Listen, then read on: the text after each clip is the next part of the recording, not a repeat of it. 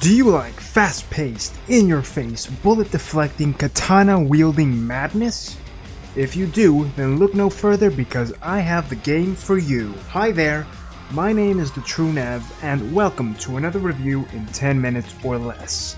Now this may just be my shortest review yet, so let's see how it comes out. This time, I'm covering Katana Zero, and unlike other times where I warn you of minimal spoilers ahead, because this game is so short and it would be hard to talk about it without going into spoiler territory, I'll instead say for this episode, be warned, there might be a lot of spoilers ahead. Though who knows, maybe there aren't. Maybe this is the Schrodinger's cat of amount of spoilers. Whatever the case may be, let's get this show on the road. Katana Zero is a game that was developed by ASCIIsoft, and if you don't know who they are, it's probably not surprising as I'm pretty sure they're an indie studio, but it's worth noting that their only other game was Tower of Heaven, which was a brilliant title. Now there's a game I can truly recommend, if only for the soundtrack alone. Furthermore, Katana Zero was published by the one and only Devolver Digital, known for their vast library of exceptional titles, quirky sense of humor, if every single E3 presentation is anything to go by, and a penchant towards showcasing the best the indie scene has to offer. Thus, Katana Zero is a perfect love child of two great entities. With that out of the way, let's proceed to talk about the actual game. Katana Zero is a game that feels and plays much like any classic title from the late 80s to early 90s, being a 2D side-scroller and opting to have that beautiful 80s revival music everyone is still in love with, synth.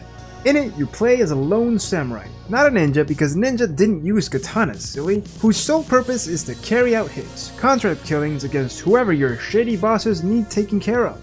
Of course, as you quickly progress through the game, you'll find that things aren't as simple as they seem. To aid you in your flesh-rending process via katana, you're enhanced by a super drug that lets you slow down time, effectively making you an immortal god amongst the plebeian souls you slash down. All mobsters and henchmen, don't worry about it. It's with that power, should you choose to use it, that you are able to deflect bullets back at enemies, catch more cautious enemies off guard, or simply pull out some Matrix-style maneuvers. When I said it feels and plays like a game from 30 years ago, I meant it. The backdrop of the entire game is based in a retro-futuristic version of America, a short time after a war that is strongly reminiscent of the Vietnam War.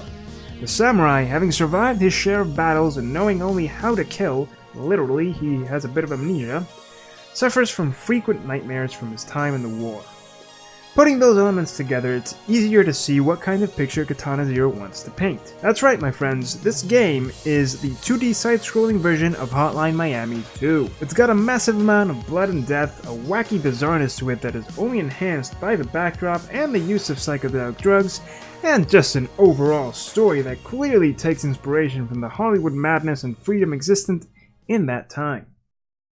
And speaking of the story, it's a wild ride that can only be described as awesome, cheesy, and, at times, lonely. There's a certain nostalgia to it, a certain feeling captured that really can't be expressed in words, and there's a small mystery at its core which urges you to move forward to seek the answers out. Alas, when the game ends, you're still left with questions, but it seems so obvious that a sequel or DLC will be coming in the future, so here's looking forward to that. From start to finish, Katana Zero is fun, brutal, fast, frustrating, challenging, and short. Like, really short. So short you can actually beat it in about 4 hours or less if you don't take your time short. But it's great in the sense that it progressively gets harder without going overboard. And if you want to go overboard, then when you beat the game, there's actually a hardcore mode and a speedrunning mode. It's a game where patience and perfectionism are tested, where the player will have to choose between trying to go for a perfect streak or to admit defeat and die way more than once to a stray bullet or an accidental push of a button. And yet it is so satisfying to move fast and strike fast, flawlessly, that even when frustrated, you'll keep going. That's the kind of game Katana Zero is. That's it. End of the review. Short one, right? I know. If there's anything negative I could say about it, it's that it was too short. Not the review, but the game, of course.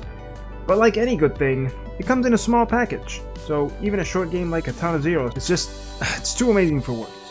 But what do you think? Do you agree or disagree with me? I'd like to know in the comments below. Hopefully, as always, I'll have convinced you to play the game. It really is worth its modest price of a third of any AAA title, and honestly, knowing Devolver Digital published it gave me confidence, because their track record reeks of great quality. And then a steadily declining and despairing landscape at its gaming nowadays. Anything made of win is good for me, and for you, and for anyone else involved. But in case I haven't convinced you, then I invite you to check out my full Let's Play. It's chock full of laughter, fun, and good times. Honestly, check it out. Having said all that, thank you so much for watching the video. If you liked it, leave a like, share it with your friends, and subscribe. It really helps a small channel like mine out. Oh, and ring that bell button for some sweet notifications to help both you and me out. Come on, you know it, I know it, everybody knows it. But as always, I'm the only me, so you be the only you. See you in the next review.